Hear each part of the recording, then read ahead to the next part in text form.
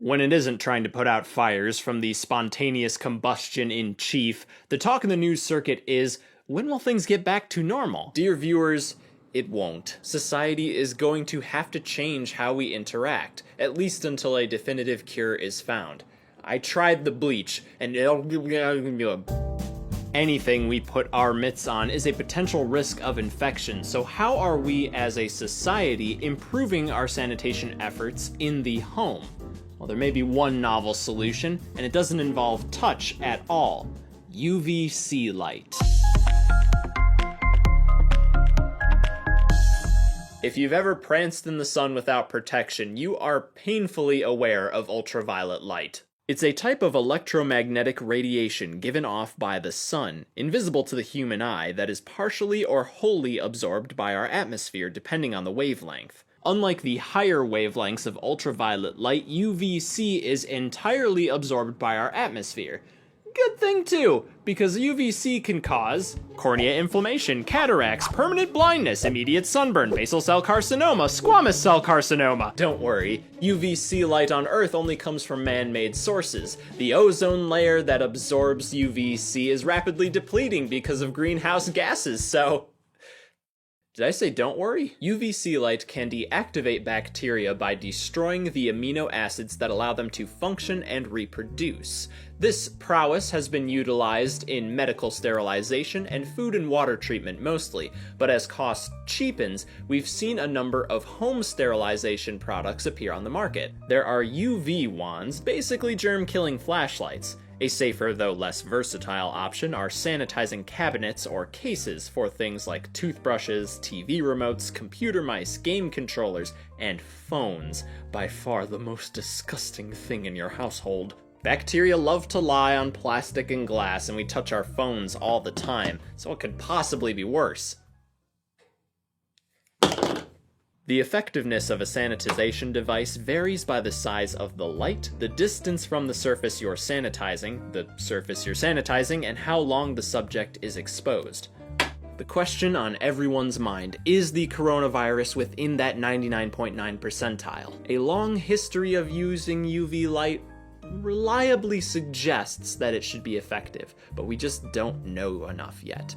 However, one test yielded some positive news. Last April, ScienceDaily.com cited a study. Solid-state lighting and energy electronics center member company Seoul Semiconductor in early April reported a 99.9% sterilization of coronavirus COVID-19 in 30 seconds with their UV LED products. Promising claims. The Seoul Semiconductor's English site has a pop-up proudly announcing their results, but as I understand it, those LEDs have not been incorporated into market products yet. Would what we have now be effective? Microbiologist Alex Barizo said to the New York Magazine, UV light kills everything. Bacteria, fungi, viruses.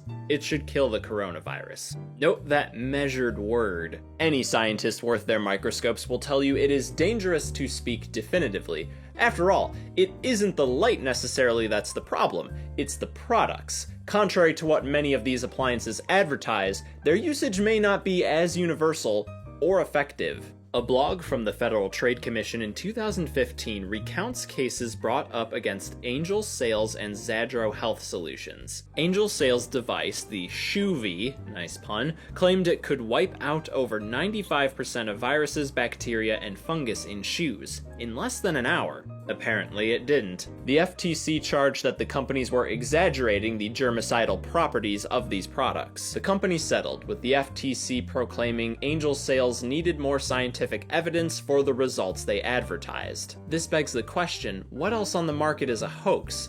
Potentially a lot. Speaking with Digital Trends in mid-April, Kim Trotman of NSF International said, "For the most part, if UV lights are being used for things that don't have medical claims, the FDA does not get involved. I've seen a whole bunch of these UVC containers that they say to put your cell phones in. The FDA is not getting involved in those types of commercial claims. So there's that, but it seems that UV light is also ineffective on certain materials and surfaces. Quoting the New York Magazine again, Barazow couldn't find any information regarding rough surfaces like fabric or hotel bed sheets. I've seen this corroborated on other articles and sites. UV light, at the very least from household devices, has difficulty penetrating porous material or objects with nooks and crannies. What about food? Well, you may not have realized it, but a lot of food that we consume is treated with UVC. According to Food Online, the technology produces no safety hazards to food and beverage products. There are no after or byproduct when food is treated with UVC. That's at the food processing level. What do you do after you've brought your produce home? I've not seen reports that a UV wand could sterilize, say, broccoli.